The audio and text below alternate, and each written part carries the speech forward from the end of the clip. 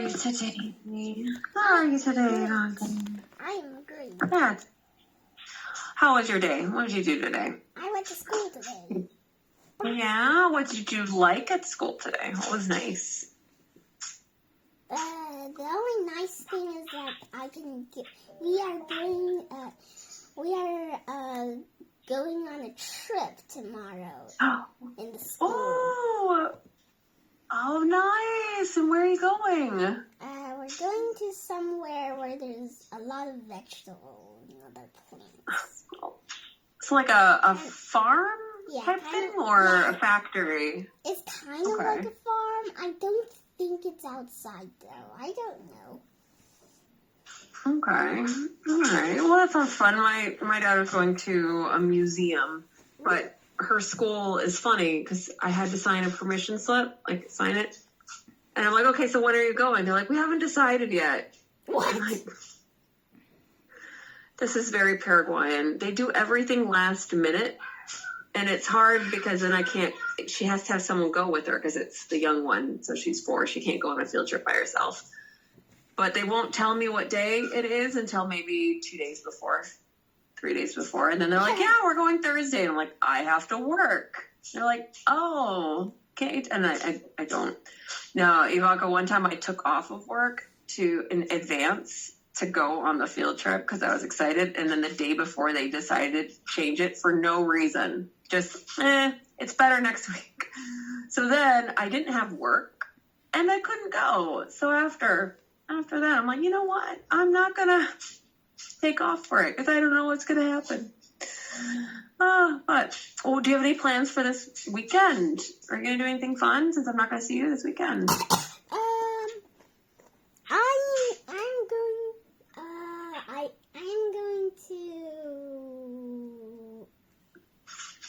No, I don't really have any plans yet. Oh, okay. Well, what do you want to do? And then we'll get started. What do you want to do? I want to go to Universal again.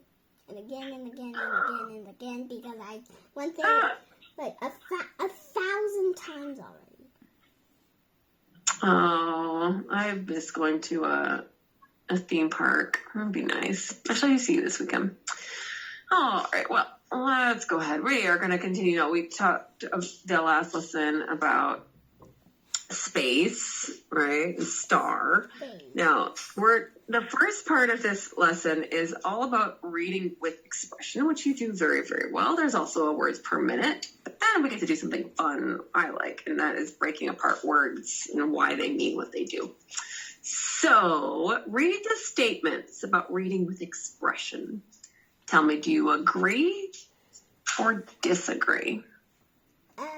So first one, reading with proper expression to expression. Good. Expression to put myself in the character's shoes, not literally in their shoes. Yeah, it's an expression. It's a euphemism. Very good. Can help me understand the character's feelings.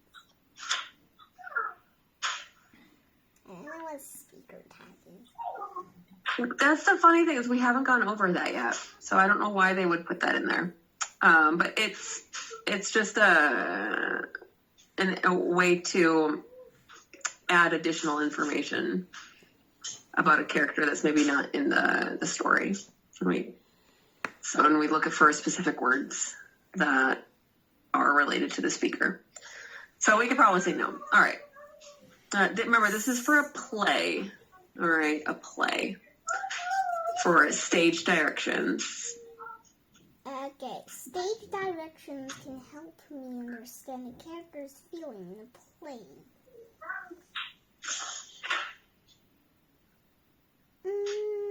Yes, sometime. Yeah, we did. It was a Stone Soup play that we did, right? A while ago. All right, but they do, like they say, so-and-so walks sadly across the stage. So they can help us a lot for a play. All right, and what about the last one? Punctuation marks, such as the question mark and X. Yes, it can help too.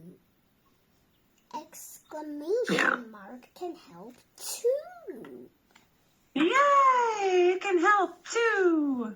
All right, so I'm going to erase those. So read the text and discuss what kind of expressions you will use when reading the parts in bold. All right, so I want you to read how you feel, and then we'll talk about what's the difference with the bold letters. So go ahead. So we heard the voice. We heard the voice of Commander Armstrong directing the landing.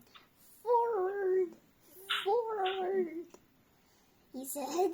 Then the newsman we all knew, Walter Cronkite, exclaimed, "Man on the moon!" For a split second, we were silent. The whole universe must have been.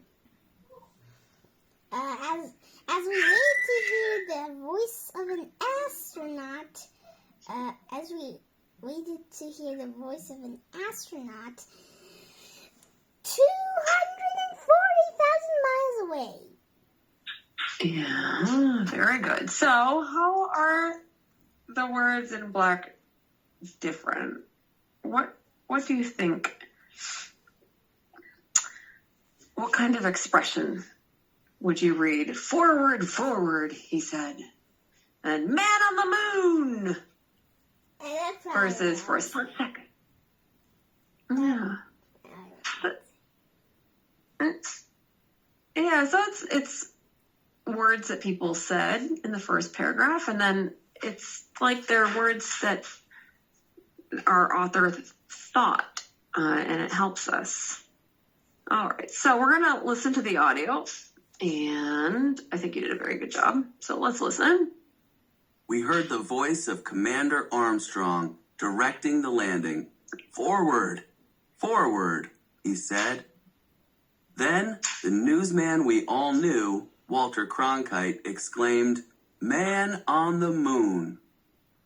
For a split second, we were silent. The whole universe must have been, as we waited to hear the voice of an astronaut 240,000 miles away. I actually like how you read it better, honestly. But, yeah. Well, he wasn't that excited, and it's a different reader, because we usually have that other guy that's like, and there we go. He has a kind of a fun Midwestern accent. All right, so we have passage 1, and we're going to do one where we read with expression and one where we time it. All right, so first one, I want you to focus just on reading with expression. Don't worry about how fast we're going, all right? I want you just to focus on the expression. And then we're going to do the second one where we're going to see how fast we can read. All right, so go ahead. Ready? And begin. Passage A. And then Houston Tranquility Base here. Base here, Commander Armstrong said. The Eagle has landed. Boy, did we cheer. All the cousins and even the grown-ups. All except Gramps, which sounds like grapes. I remember something he once said. Why spend all that money to go to the moon when there are so many folks in need right here on Earth? Because we can! I almost shouted, but caught myself. I began to wonder then that Gramps' dreams, what Gramps' dreams had been. From the time he was little, I think in the text they said Gramps, which sounds like grapes, loves to watch the planes when he was little. My son likes to watch the planes. Like, we'll be in the park and he'll stop whatever he's doing to be like, avion, avion in Spanish. All right, and let's continue. Okay. He had worked the farm, doing the same jobs day to day, season to season. When the crickets began to sing, Gramps sat down to rest. I pulled off his dirt-caked boots for him and stomped around the porch. Gramps, will you watch the moon walk with me tonight? I'm mighty worn out today, he said, but maybe. Suddenly I could see how tired he was. Lifetime tired. There were deep lines in his face, a farmer's face, an old farmer's face. All right, Gramps, I said. It's okay. Yeah, that's what happens. Lifetime tired. You can see it sometimes, people who've had a very hard life, you can see in their faces that they've have a little bit more, few more lines, few more wrinkles. All right, so this one, we're just going to see how fast we can go. You can still read with expression. I don't want you to not read with expression, but I want you can focus a little bit on speed. All right, I got my timer out. It wasn't working. All right, are you ready? Get set. Go. Later, when it was as quiet as the world ever gets, Gramps and I stood together under the moon. What's mankind? I asked him. It's all of us, he finally said. It's all of us who ever lived. All of us still to come. I put my hand in his. Just think, Gramps, if they could go to the moon, maybe one day I could go too. Great days, he said. An astronaut in the family. Who'd have thought? I smiled in the dark. My Gramps was proud of me. Go ahead. The first airplane I ever saw, I was your age.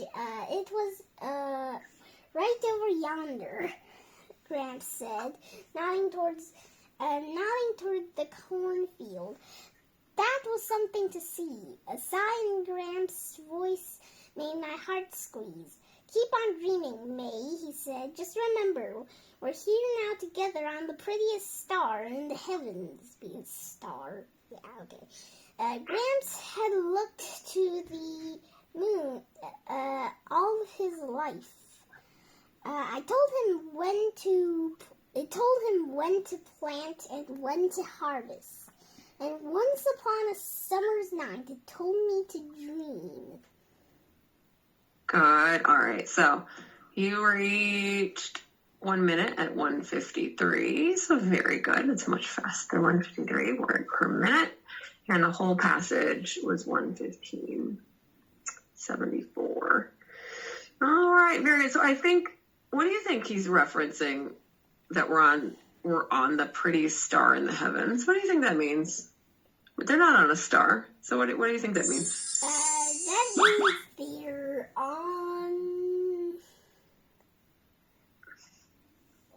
on the prettiest star. I think the place there is called Star Town. The town. Yeah. That's why he said prettiest star in the heavens. I agree. I think he's referencing that they're in a town called Star. It's funny, like in American English, we call small cities towns, but in the UK they're villages. You would never in America use the word village for a small town, like ever, unless it was part of the name. All right, so this is a fun part. I love etymology, and this is like the study of words and where they come from and the roots of everything. A root is a word part that has a meaning. And a lot of our meanings, English has borrowed a lot of words from other languages, but a lot of Latin. All right, so it cannot stand, it's a word part, but it cannot stand on its own. All right, we don't add things to it to make it a different word. We have to add to it to make a complete word. So we'll see this. So here we have the root. So go ahead. You don't have to read the origin. They're all Greek. So what does astro mean? Okay. Astro means star. Not means sailor. Bio means life.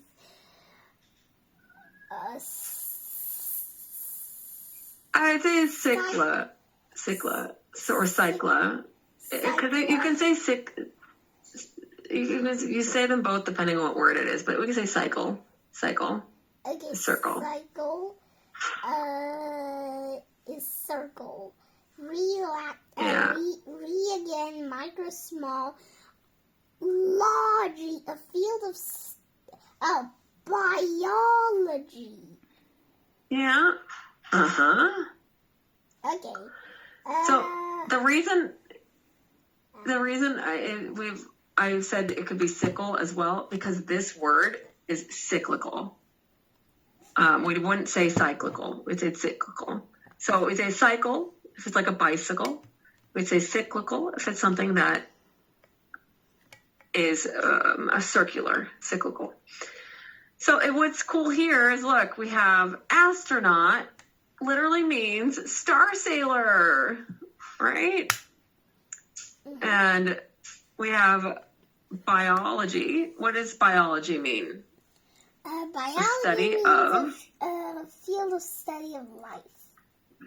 Yeah, it's a study of life. We just say the study of life. Now we have micro. What do you think microbiology is? Now that we've added another word, another part of that. Microbiology. Small biology. Yes, it's microscopic organisms. Yes. Germs, viruses, single-celled organisms, everything that's small. Very, very good. Not cats. All right, so that's always fun. So, relating to sailing or navigation. Sailing or navigation. So this one's a bit Nautical. different because we've added nautical. Yeah, nautical. Very good. Okay, what about a person who travels in a spacecraft into outer space?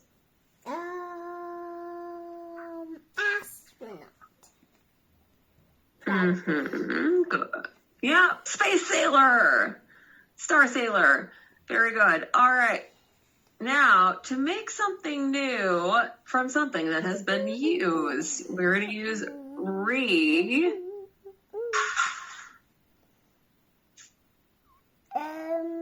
Again. Okay. It's when you have bottles and paper and you don't throw them in the trash, but you put them in the... Recycle.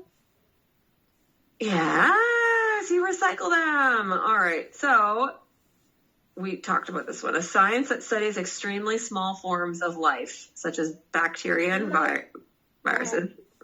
Microbiology. Yes. All right. Now, these are a lot of the Greek words, and I think I told you Antarctica, the Arctic, and Antarctica and Antarctica comes from Greek as well. Arctic comes from the word bear. I told you this before, right? So someone went to the North Pole and said, there are bears here. So they called it the Arctic, which just means there are bears. And they just assumed at the time that the other side of the earth didn't have bears. So they called it Antarctica, or no bears. So the literal names of our Arctic and Antarctica are bears, no bears. But they happen to be right. That's the funniest thing. They hadn't been to the South Pole or the Antarctic, but they happen to be right. There are no bears there. All right. Now, we have Greek, Latin, and Old English roots. So as I said, we've borrowed. There's some French in there as well. So we've borrowed a lot of words from other languages. That's how languages work. It evolves. All right. So we have rota, astronaut, whiz. All right. So what do you think wisdom means? A faraway star, someone who lives on a ship, a good student, good sense. Wisdom. So we'll look at wise on the chart. So whiz means wise. So what do you think? Good sense or good student? I think it's Yeah. probably good sense. good sense. It's a good sense. Now, what do you think rotary means?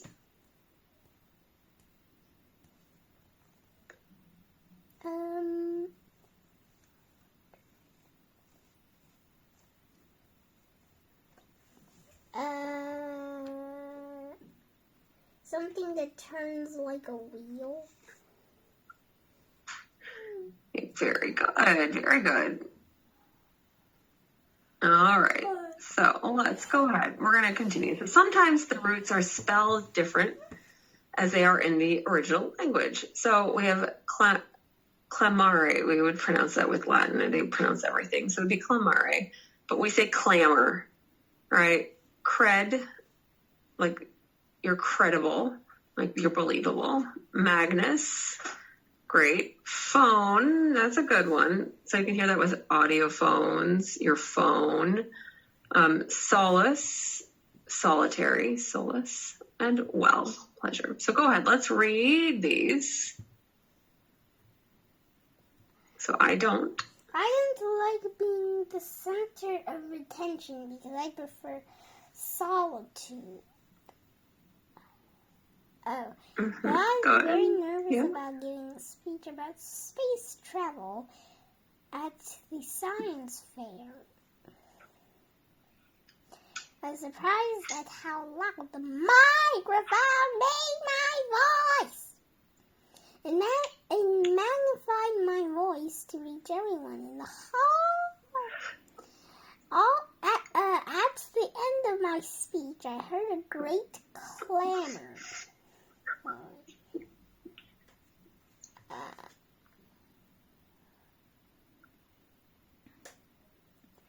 Clamor of applause. What an incredible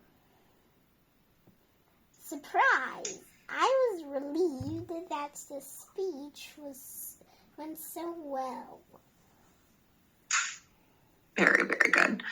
All right, so we have it. It's a little bit different than how they are in the original, but it's just changed.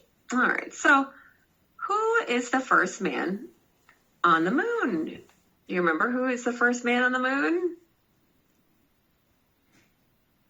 Well, we're going to read about him. So, okay. Neil, yeah, you're right. You were about to say Neil Armstrong. Very, very good. All right, so what do you see on the cover? What do you think we're going to read about?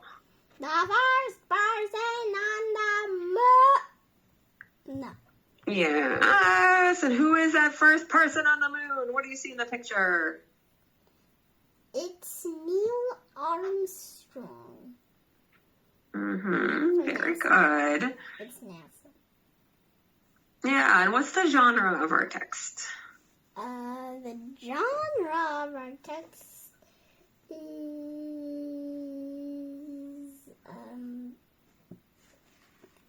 I think it's Well, it's down here if you need help. Oh. It's down in the genre right here. What's the genre? Probably something about science, but not science fiction. No, the genre. So the genre of this selection is biography. So we've just learned a couple words. We've learned bio. So what do you think biography means? Biography means something that is about biology.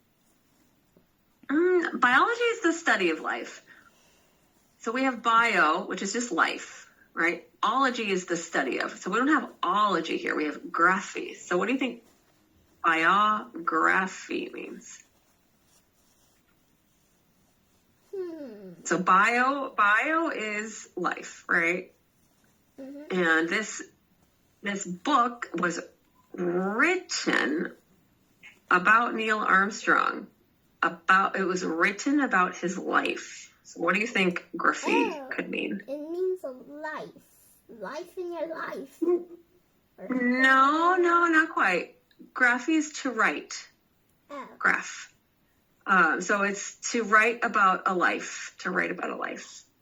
All right, so let's go ahead and let's think about while we read what makes Neil Armstrong the perfect person for the first moon landing. So we're going to think about that as we read. All right, so the first person on the moon. Go ahead. Adapted from the National Aeronautics. National Aeronautics and Space Administration. NASA website. Yeah, I had my best friend's husband worked for NASA for a few years. He was a mathematician. He works in math now, but he makes a lot more money. He works for a hedge fund. All right, so go ahead. Let's continue. On July 20, 169, astronauts Neil Armstrong. No, we say 1969. 1969. Okay, 1969. Astronaut Neil Armstrong. Okay, don't look at this. Astronaut Neil Armstrong became the first person to set foot on the moon. Ooh. As the world watched on television, Armstrong stepped onto the moon's surface and spoke famous words. One small step for man, one giant leap for mankind. Good, very, very good. So I wonder how long he'd been practicing that phrase. I wonder how, because he definitely had planned that. So we're going to start a timeline. So what's our first date? Our first date is July 20, 1969. Yeah. All right. So they don't always have to be in order. Lots of times biographies will start with the most exciting thing that the person did and then go back to how they did it. It's a very common, like, Neil Armstrong went to the moon. Let's find out how he did it. All right. It's actually a very interesting way to begin a story because then you know what they did was exciting. All right. Go ahead. Please read.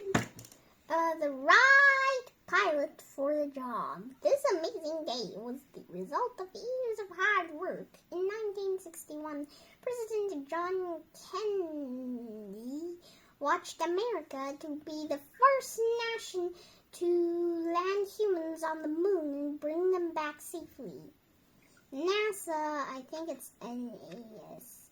I think it's short for something. Space scientists worked Yeah, it was on the last page. It's short for the National Aeronautics and Space Administration, NASA.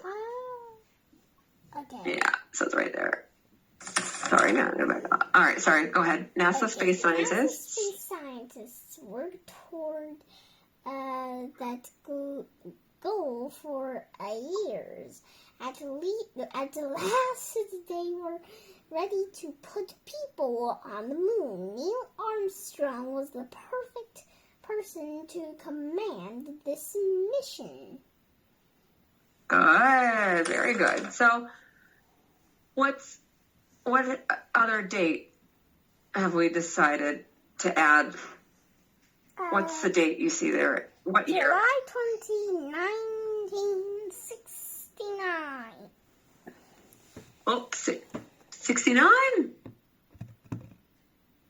1961. Yeah, so we're going backwards. All right, so here's another thing. Like, okay, when did we first decide that we were going to prepare for space? All right. So now we find out Neil Armstrong, he was perfect. John F. Kennedy chose him in 1961 for the 1969 mission. So we now are going to go back and think, okay, what made him special? How was he the perfect person for this job? All right. And this is Wapakoneta, Ohio. Okay. Wapakoneta. Go ahead. Armstrong was born in 1930 in Wapakoneta, Ohio. He loved flying and he got his pilot's license at age 16. After graduating from college, he became a military pilot. In 1962, Armstrong joined NASA's astronaut program. All right, so this is something that the astronauts left on the moon as a symbol of peace. So what's our next date? What are we adding? Where are we going back to? We are going back to 1960. Oh no, not 1930, I think, or 1962. 1930. So what's important? What's important about 1930? In 1930, Who was born? Armstrong was born. I wanted to say someone else. Yeah. Yep, very good. He was born. And what was the next date? So we're skipping around a little bit. What happened in 1962? Armstrong joined NASA's astronaut program. Yes, very good. Astronaut program. So we're kind of building the stage. We're setting the stage. We know when he was born. We know when he decided to join the astronaut program. All right, and let's go ahead. In 1969. In 1969, Armstrong became the commander of Apollo 11, the first lunar landing mission. He and his crew, Edwin Buzz Aldrin and Michael Collins, fulfilled the dream of a nation. Wait, Nation, yeah, right. Nation. No, nation. You had it right. Nation. You're a nation. When we say national to describe something, it's a, but when it's just a nation or a country, we say it long A. Okay, nation. Nation. When Apollo 11 returned safely to Earth, Armstrong was greeted as a hero. Was such a hero. Mm-hmm. Very good. So what's our next date that we have to add to our timeline?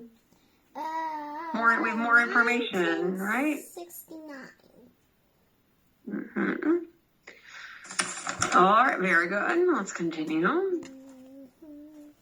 Armstrong has received many awards, including the presidential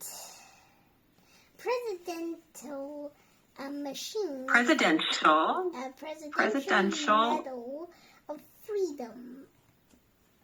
Although he never walked on the moon again, he helped plan other space missions. He also taught spacecraft design at the University of Cincinnati. But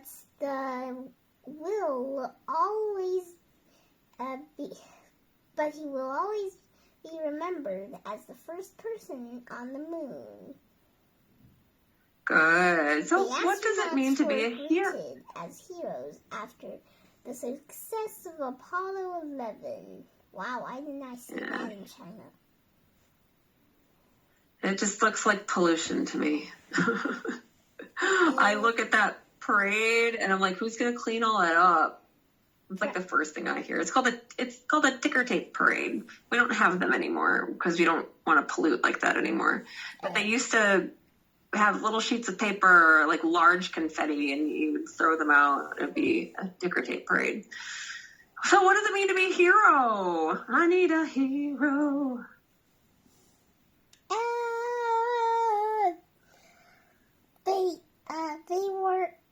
They had to land Apollo 11 successfully. But does that mean they're a hero? Like, what's special? What makes someone a hero? When they save somebody. At least that's in comics. Yeah, a hero is usually someone who's brave and they go into the unknown and they do something for maybe mankind or the better good. All right. let's go ahead. All right, so we've added to our timeline. All right, so this biography jumped around a lot. All right, so what do you think is the author's purpose for writing this biography? What did the author mostly focus on? He mostly focused on Neil Armstrong's story. Yes, but what about his story? Did he focus a lot on the childhood or more about his joining NASA and his space mission and what happened after? Him joining NASA. Yeah. NASA. Yeah, so his focus was more of this one specific, he didn't focus on, him being a professor at the University of Cincinnati. He focused on basically mostly how he joined and went into space to walk on the moon. What's the longest trip you've ever taken, Ivanka? That's a better question. What's the longest trip you've ever taken? The longest you've been on a plane, the longest you had to travel? Probably when my mom and my dad were going to Singapore, since they found out that my mom has me in the belly. I don't know what's going on. I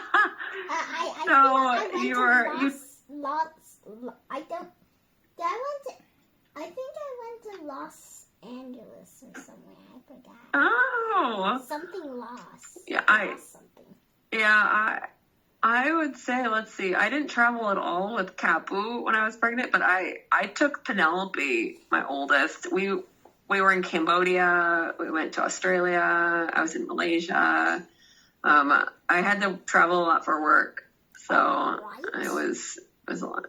Yeah, it's not easy traveling when you're pregnant. All right, so it took the astronauts of Apollo 11 3 days to travel to the moon. So, do you know the speed of the Apollo 11? I don't even know Apollo 11. So, it had to travel about 240,000 miles. That is, I can't do that. It's about 386,000 kilometers, roughly. Oh. It's a lot. Yeah, but let's just keep the miles. It's much easier because it's a round number. So it's 3 days. What is 240,000 divided by 3?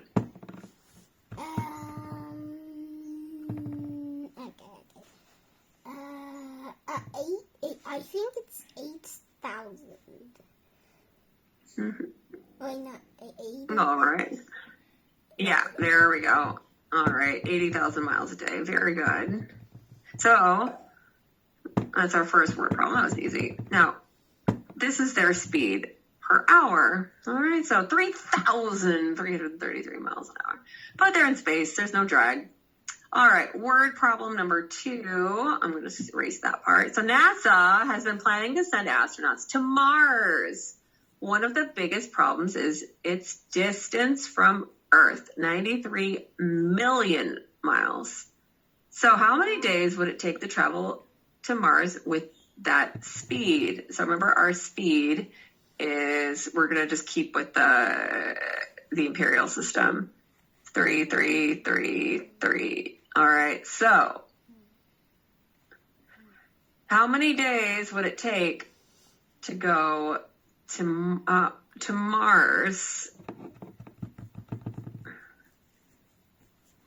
Probably.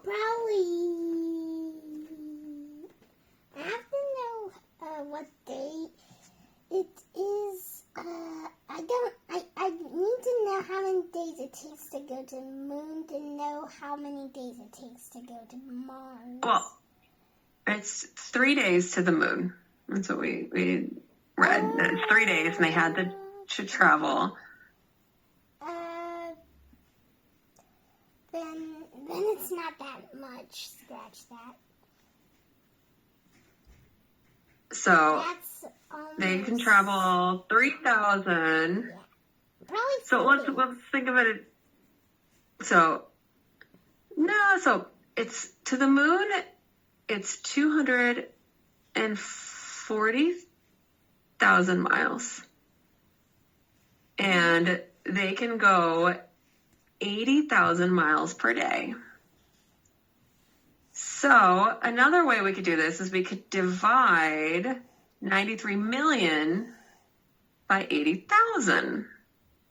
How might we do that? I do not know. Might need a calculator for that. All right, so what we do know, 80,000 per day. So we can break this apart. Let's look at this way. So it's going to be, we can do it this way. We get a little bit fun. So we have 93 million divided by 80,000. Now, we can get rid of a few of these zeros, right? Make it a little simpler for us. So first, let's do this. So how many 80s are there in 93? Right, very, very good. Oh, you can do it that way as well. Probably 1. Very good. 1. All right, so then we need to add. All right, so we can add our zeros. So how many? Oh, we could do 8 and 9. So then we have 300, right? So, oh, you can do it your way as well. I just learned the card. So we have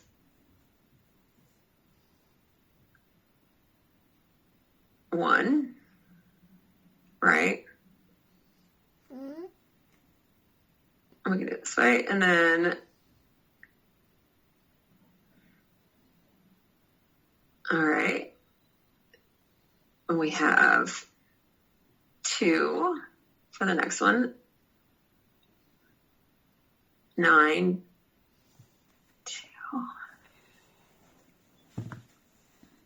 9, 2. All right, so it's fine. So it's about 1,292 days. So how many years is that? How many days are there in a year? 300 and 365. Okay. Yeah, most years. We're not gonna deal with like leap year stuff. So how many years? This is a little bit less numbers. All right. So 2 years. how many? I think there's 3. All right. So No. it's about 3.5. It's about 3.5 years. 3.5. Let's do it that way. That's easier. Okay. All right. Let's check to see if we got it right. There we go. All right. So about 3.5 years. So the thing is it actually it only takes around 10, 11 months to get to Mars, but they're talking about how much it takes to get back as well. And we have to wait. All right, so let's continue. What's the genre of The Moon Over Star and The First Person on the Moon?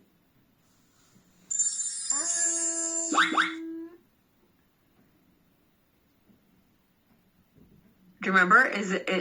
It's realistic? It's realistic fiction with the moon over star. And The First Person on the Moon?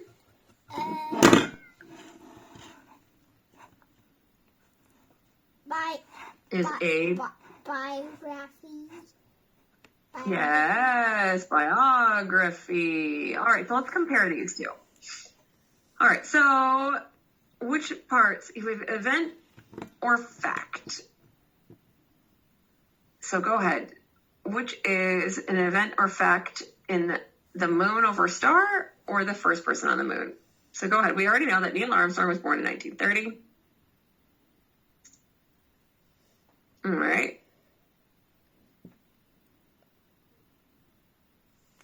And what do you think? Armstrong, Aldrin, and Collins flew to the moon in the summer of 1969. I think it's All right. Now, some of these Yes, many of these can be both. If it was mentioned in the story, it's an event or fact that happened. So these stories are both about the same, basically the same similar things, right? So we have the moon over a star, and here. So sorry. So we have them in 1961. President Kennedy said that America would send people to the moon. All right. So over a star, we talked about that, right? All right. A lot of these are two. So Armstrong, Aldrin, and Collins flew to the moon in the summer of 1969.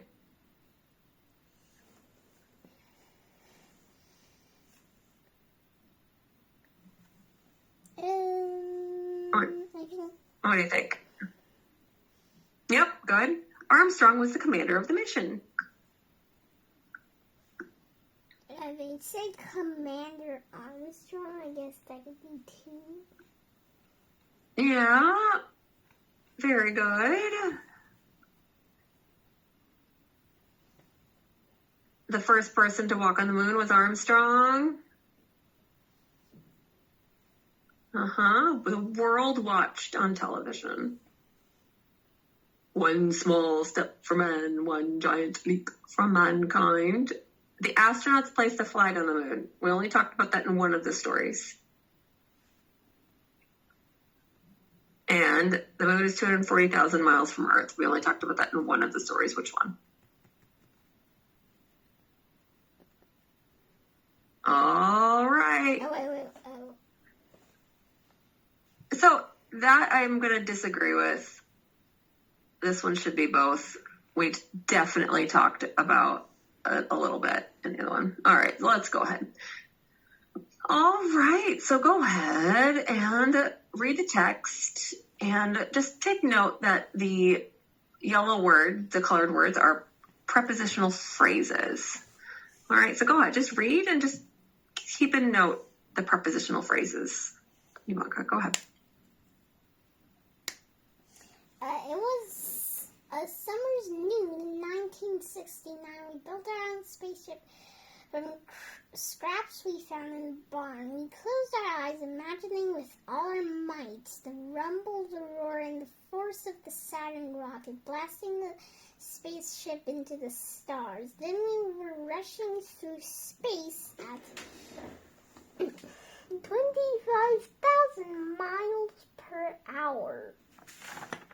Yeah, so what do all of these tell us? They tell us what? They tell us A lot of them tell us. a lot of them tell us about space and Neil Armstrong, I think. Well, the specific, just the words. So in, with, of, into, through, at. There was a lot of, I think. Like, it helps us. There's a lot. Okay. So let's look. So they show where, time, direction, and details. Right? So we have our time in 1969, noon. We have details from scraps, more details, direction. All right, so they help us give us a little bit more information. All right, so we have, they show where something is. They show time, direction, and add details. We're going to look at these. So make sentences with prepositional phrases and explain the function. So we're just going to make some sentences. So we have, for example, the astronauts orbit, we would say orbit, around the Earth. All right. So go ahead. Give me one sentence, Ivanka. Make one sentence.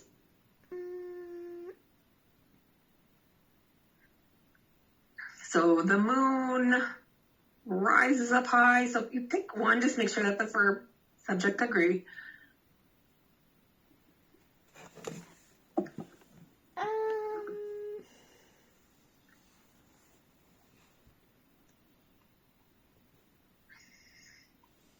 Okay, go ahead. So the astronauts. What will they do? Will live